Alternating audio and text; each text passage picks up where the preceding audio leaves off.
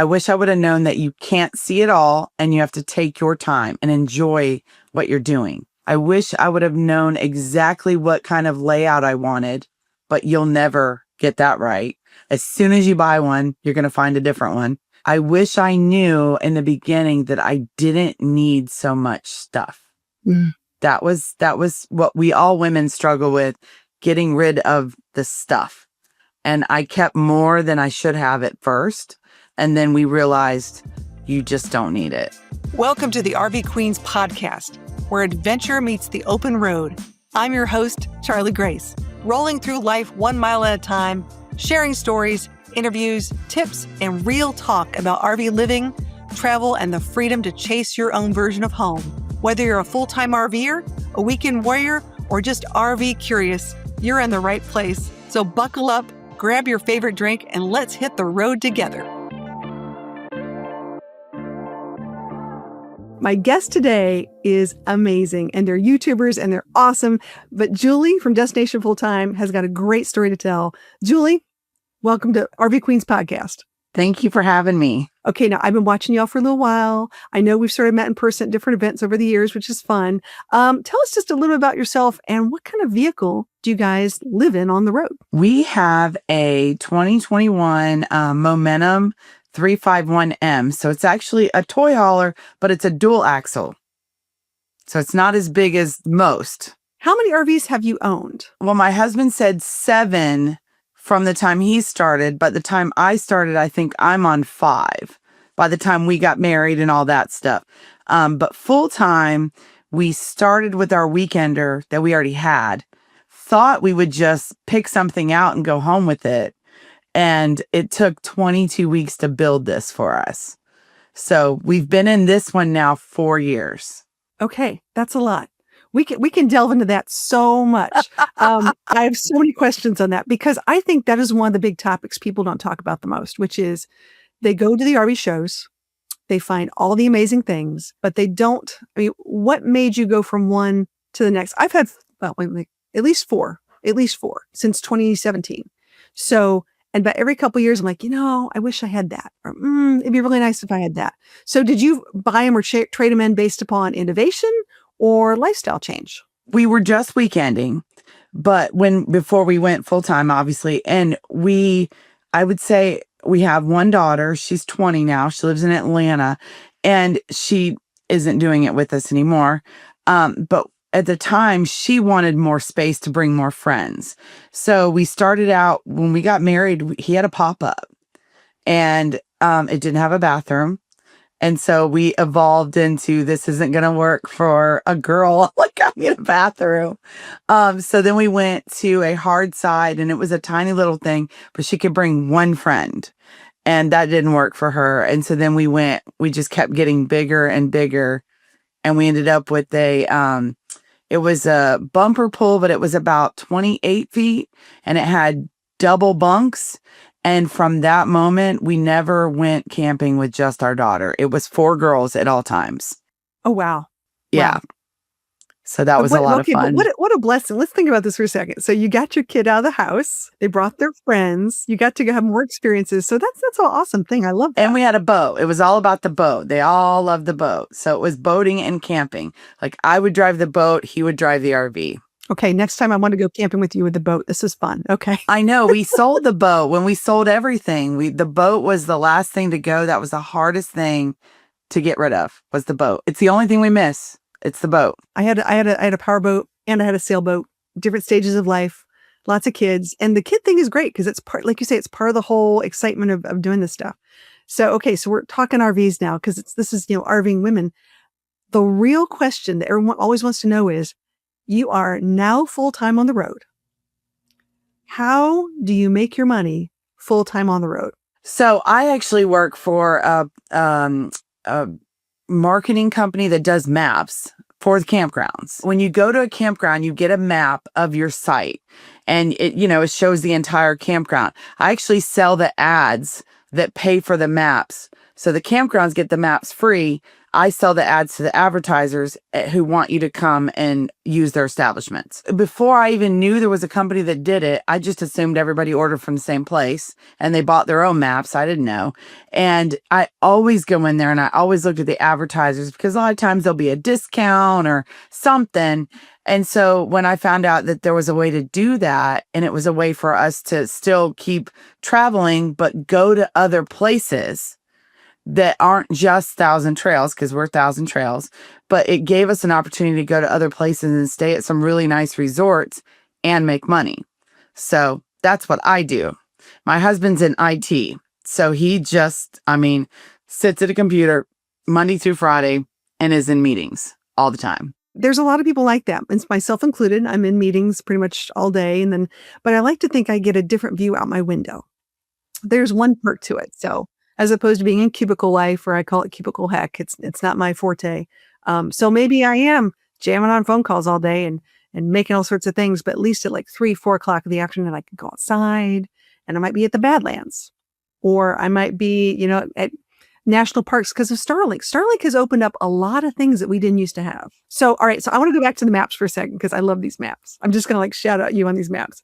So you get to go to campgrounds. You get to check out really neat places. I love those things because I do. When I get them, I look at them. I'm thinking, where am I going to get pizza? Yes, exactly. If something happens to my RV, where am I going to find a place that could service my RV? Right. Also very handy. If my dog gets sick, where am I going to take him to the vet? Big things like that. So those are things that every RVer looks for. Because I travel with a pup and she's a hot mess. And I know you have a little one too. Yeah. Yeah. And how old is yours? 7. 7. Okay. Mine's 8. We're about the same, they'd be in school together, just saying. Well, and it's interesting traveling with dogs because vets don't, I'm sure that some vets are familiar with full-time RVers, but most of them are like, wait, what? What do you mean you were in this state last year and now you're getting shots in this state? And I'm like, that's fine. Yeah, I literally have a binder of all of Rosie's medical things just in case. I've got this whole checklist. And I don't know if you know this, I wrote a book on how to travel with pets. And I have a really big thing. No, I got to read that. I know. Who knew it? The comedian writes a book, right? But Rosie is, because she's a little special, she actually had a incident in a dog park that was not favorable in her. She was not the winner. It was Big Dog 1, Rosie Dog 0. Oh, and she's been a little skittish ever since then. And ever since then, I'm really unaware and understanding of people with their pets, especially traveling, keeping them safe. And lots of things from food. I don't know if you have special food or medicine, especially as they get older.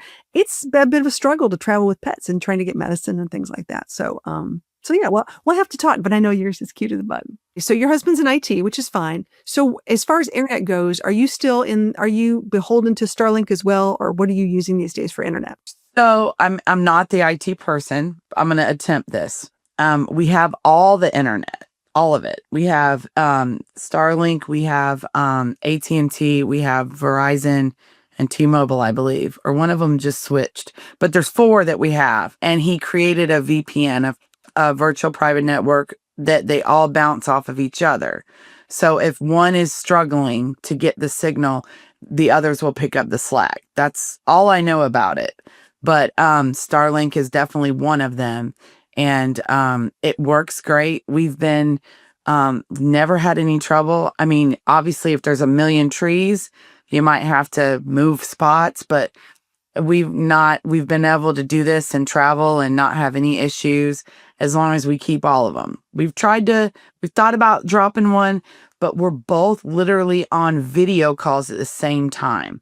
So it's not worth our jobs to not have it. Mine, I don't have to have it as much as he does, but I still do a lot of Zooms and things like that. So that's nice. Internet is fairly close to oxygen these days. Yeah, it really is. I don't know. It's funny because we're on a video call, but some people are like, oh no, I use the campground. And I'm like, yeah, but you're just surfing on Facebook. You're not on a video call. And that takes a lot more bandwidth for sure. So let's talk about campgrounds for a second. As you guys are working out there, would you consider yourself to be more a campground kind of person, or do you like to go boondocking? So we actually are not, we're not really boondockers yet. We're going to have to get something different when we are ready to go west and do the whole boondocking thing because we can't add batteries. We don't have any more weight capacity. I will not get rid of any more clothes or any of my girly things in order to have batteries. So it's not like, but we do, the harvest host and we do boondock like that with our generator. So, but we don't have any solar. We never added it. It just hasn't been something we needed as of yet. But we will when we go west. We know that. I am a huge boondocker. I love it, love it. Listen, I love me a campground. I love the resorts. I love the lazy rivers. I love all that fun stuff. But there's something about being able to go out and just park and not worry about a thing and have all that water and all that solar and whatever you need to do, plug in, your internet, your computer, whatever you need, and not really stress. But it is a lot of math. I will tell you this. I feel like every day of my life, I'm going, okay, that's going to cost how many watts and how much solar is coming in. And I feel like I'm in fourth grade math all day long. I'm balancing equations. So. Well, and you have a lot of hair too. I mean, with hair, like we have to get our hair washed, but we use a lot more water than a guy. We do. And I just chopped a bunch off, but I said I'm getting ready because we're getting ready into that season of it's Florida winter, and Florida winter comes, things happen. And next thing there'll be humidity and you and I both have like naturally wavy curly hair. It'll be like, oh, look, yeah, it's going to be so much fun. So much fun. There's no way to control it. No way. You just got to roll with it. Right. So how do you travel based upon work schedule or do you travel based upon season and weather? I did live in the snow during high school, but we are both Florida people anyway. So we like to be snowbirds in the winter. We like to come to Florida for every winter, no matter where we're at. And we both have family here. So it makes sense for us to be in Florida every winter. So that's kind of where we start. We know where we're going to be in the winter. And then we like to just travel out and come back, like circle all the way back around and then come back. And, so we left, Florida in April. This next year we'll leave in the end of March. So a little bit earlier, but then we'll be back, November. But we travel out from there and then come back. So do you typically like go up the East Coast and then come back down? So this year we did. We went all the way to Bar Harbor and checked off a bunch of states, We still have all West states to do. But it's funny, we were just literally next year, we're not going to a new state. We're just going to events nonstop all year. I don't know how it happened, but there's so many events and rallies and ways to get together with people that we're just going to do that for a whole year. Other than, I'm still working parks and he's still working, but you kind of just in and out, right? Okay. So let's talk about this. Community is really important. And I find this is the one thing I love because I went to 23, you talk about a lot of events. I went to 23 events and or rallies last year. Wow. Okay. You have a speed. Insane.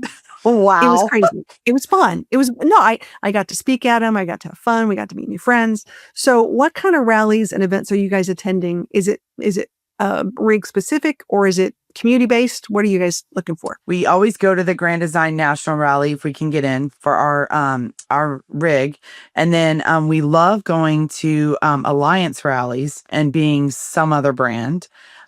This year we're actually not going to be able to go because we'll already be in another state. But we enjoy that. We've never been to any other manufacturer except Alliance and Grand Design, which is so funny. I'm actually at a campground right now where they're having a New Year's Eve Alliance bash or whatever. So it's fun to see people we've already met at the last few years. So we definitely do Grand Design. We're doing some channel ones. We're doing the United Rally. We are one of the hosts for the United Rally. Okay. Very cool. I just found out I'm not on the official program, but if you guys need a solo woman talking about something. Oh yeah, absolutely. I'm your gal. Yeah, it's gonna be. I know. I think there's 10 channels. One of the channels ended up changing their plans, but it's gonna be a lot of fun. I'm excited about that.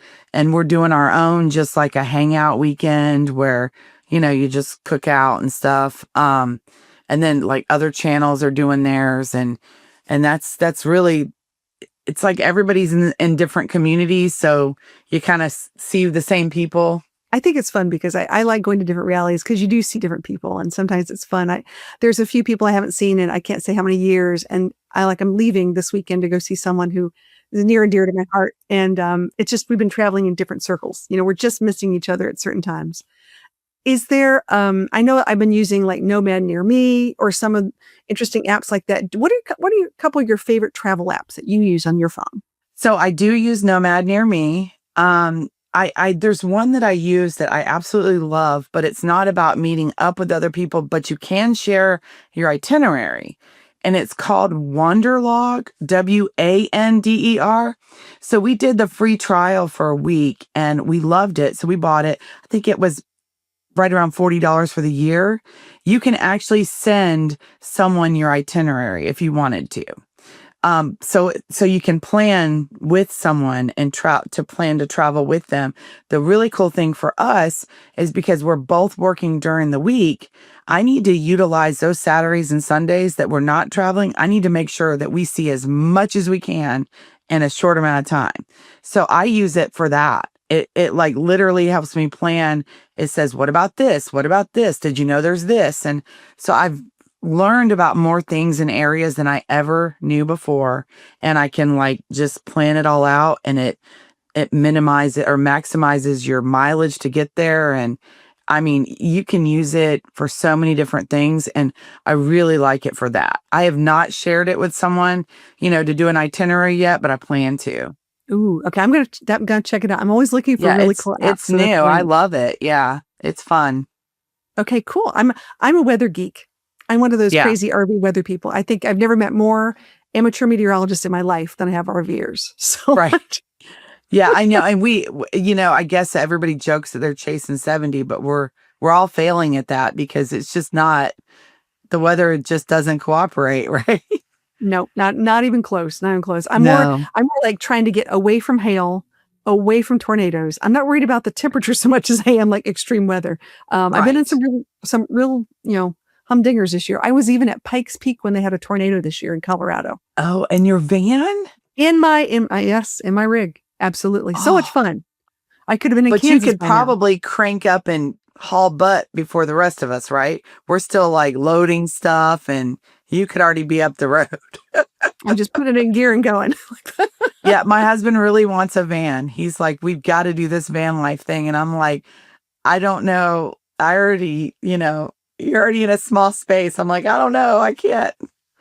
Not that I small watched with another person. I watched the compromises, which I think is interesting because I've done van life in different ways. I have a box van right now. So it's more of a box, base, and you've got the nice van in front. But I've seen people with vans now towing trailers, Yeah. they use the van as like their day thing, and then they've got the trailer in the back and they park it somewhere. Those actually tend to work out, I think. It's sort of like the best of both worlds. So you've got, Yeah. for me, it's like, I just want my bathroom everywhere I go. But I do. We have friends that have a class A and they tow a class B. That's their tow. And that's genius. I think it's fantastic. I'm totally there. I love these things. Okay. So you've been doing full time for how long now? How many years? 5 years now. Mm-hmm. 5 years. Okay. Mm-hmm. So I want to know your top 3 things you wish you would have known now that you've been RVing full time for 5 years. Give me 3 things you wish you would have known. Okay. I would say that I wish I would have known that you can't see it all and you have to take your time and enjoy what you're doing because you'll eventually get there. Right? That's a big one.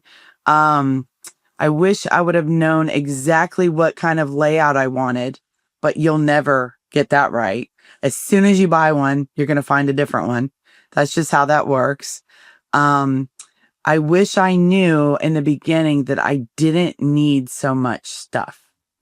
That was what we all women struggle with, getting rid of the stuff. And I kept more than I should have at first. And then we realized you just don't need it. It's all about, the experiences over the things for sure. Yeah, I 100% agree. I have a hard time with clothes. I'm not going to lie. That's my thing. I have way too many. I'm like, how many? I think my last trip I left with 3 t-shirts and I came back with 20. Or like, where did I get this from? Or who gave it to me? Like people along the way will say, hey, take this. Or I One of the reasons I have my box van is it has a nice big storage unit in the back. It was half full when I left. When I came back, it was just shoved full of stuff. I'm like, where did this come from? Yeah, it multiplies. Yeah, if it's consumable, I'm okay with that. I can do consumables, fine with that. I will take pictures. Pictures and video are my takeaways, my souvenirs, things I like. But I do like to support local business. I do like to get gifts for other people, or that kind of thing. I'm a firm believer that you vote more with your dollars than you do at the polls. So if you want to see small businesses and small towns thrive, you got to sort of support them too. It's important. Yeah, no, I like that. Now here comes the most important question of my day. And all the things that you've had now, you say, oh, you need less stuff. What is one thing you can't live without in your RV? Okay, this is a funny one. I have a mini mixer, like an actual KitchenAid mixer, but it's a miniature version, which is, I swear, made just for RVs. And it seems so silly and frivolous, but to me, having that makes me feel like I am at home. This is my home because I can do even that with it, So it's not something that most people would think they need. I'm not even a baker. It's not even about that. It's just having it. And I do use it. I can make bath and body products with it, but then I could also, bake a cake if I wanted to. I love that. I'm the weirdo who in van life, one item has to have 2 or 3 uses. It can't just be one. And if it is one, it's a luxury item. And my luxury item was a 1-slice toaster. Oh yeah, those are cool. I saw those. So you're just one at a time. One at a time. I'm like, I like making, egg McMuffins. I like making, whatever. And I'm like, I like my bread toasted. So that's like my one little, luxury item and people looked at me like I was crazy. I'm like, nope, it's for me. So is it like this big around? Like it's really small? It's tiny. Now I have to find one. They're really cute. That's awesome. I love it. Okay. Now I know we can't talk campgrounds too crazy because I know you've got clients and you can't choose favorites. However, here's the however part. Oh, I can choose Are there favorites. a couple of campgrounds that you would easily go back to for whatever reason that might be that shine out? They're a little different, something a little unusual. Because I know for a fact that one of my unusual campgrounds that I love, which I don't know if you've been to, is Four Paws Kingdom in North Carolina. Yes, that's one of I did their maps. Did their maps last year, or was it the year before? In 2024, I did their maps. And I loved that campground. That was a lot of fun. Another one I would say, and this is when we come here, we feel like we're at home. We're here now. We'll be here for the month of January, but it's now called Southern Hammock. Before that, it was called Ocala North RV Resort. They just changed their name, and the same group of people come here every winter, and they've been coming for years. And once we came and we met these people, we come back for them every year. I mean, the campground, the people, the staff. I mean, when you pull in, they remember you, they know you, and you're just at home. And that we don't have a home base anymore. We started out with one, and you miss that kind of feeling of familiarity. And even though we don't live here, we come and go, but to us, it's like coming home. I love that. And I'm watching a lot of campgrounds these days that aren't private, like a lot of county campgrounds that used to allow people to stay a month, even 90 days. They're going back to 2 weeks. So a lot of the people who've been going to some of these, I'll pick on Long Point Park or by Sebastian Bay, something like that in Florida. They used to there are people going for 20, 25 years, spending the entire winter there. And now they can only do 2 weeks. So things are changing, and it's hard when you're used to, that's part of your plan. I would say that's our favorite of all. And Jason's mom is 30 minutes away. So we're able to visit her too. Perfect. Your family's around the corner. I love that. So you're going to be going to some RV shows, I think, this year too. I think you're going to the Florida Super Show. Okay. So I have a question. What are you looking forward to seeing at the Florida Super Show this year? So I want to see the innovation. I saw, we were at Hershey, and they're starting to do some things that I've never seen before. And I want to see if they've expanded on that just from Hershey to Tampa. And I'm fascinated with some of these new ones that are doing like the mini splits And that's new. That's interesting. I mean, a lot of people convert, but they're starting out with them. So, and I love seeing like the RVs that utilize every space and think of everything that we hadn't even thought of. I love that. So I'm looking for the unique and the really cool, innovative stuff. I tell you what, I am really, really promoting, what do we want to call it, more women engineers in the RV industry, or women designers in the RV industry, because I think there is a lag in that. And I've gone to a lot of manufacturers this past year and talked to them. And I met the engineers, I met the design team, I met all these people. And I'm like, where's your female perspective? Who's, it's like when you sit in a car, there's definitely places you're going to put things and what you're going to do.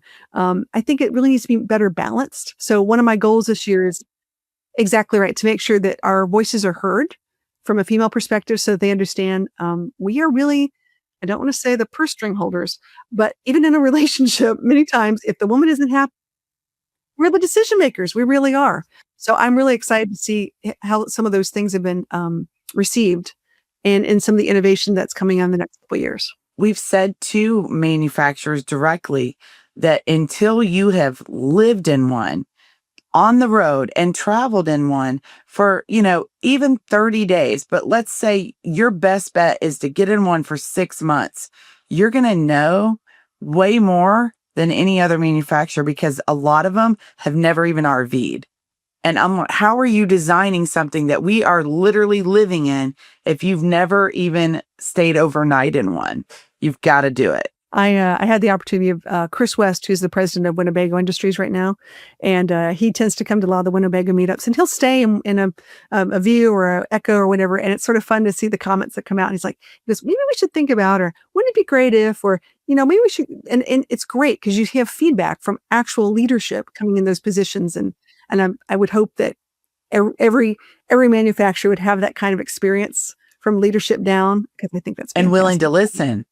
And willing to listen. Exactly right. Willing to listen. So, all right. You know what? I've learned so much. I'm so excited. I've been watching you on YouTube. I'm telling you, I'm one of those people in the background, just like watching you, seeing what's going on. So if they want to follow you and learn more about your story, Destination Fulltime, where can people follow and watch and all that good stuff? So YouTube is our main focus, but we also are on TikTok, Instagram, and Facebook. I'm so excited for y'all. Well, listen, I will see you on the road until next week. Everyone listen, this is fun. Safe travels, happy trails. Join us in RV Queen circles. We'd love to have you guys see all the behind the scenes stuff. And you might even meet cool people like Julie. You never know. That's why we do all the behind the scenes stuff. Thanks for tuning into the RV Queens podcast. I hope you found inspiration for your next adventure, on or off the road. Don't forget to subscribe, leave a review, and connect with us on social media at RV Queens Community for behind the scenes stories and travel tips. Until next time, keep your wheels turning and your spirit wild. We'll see you down the road.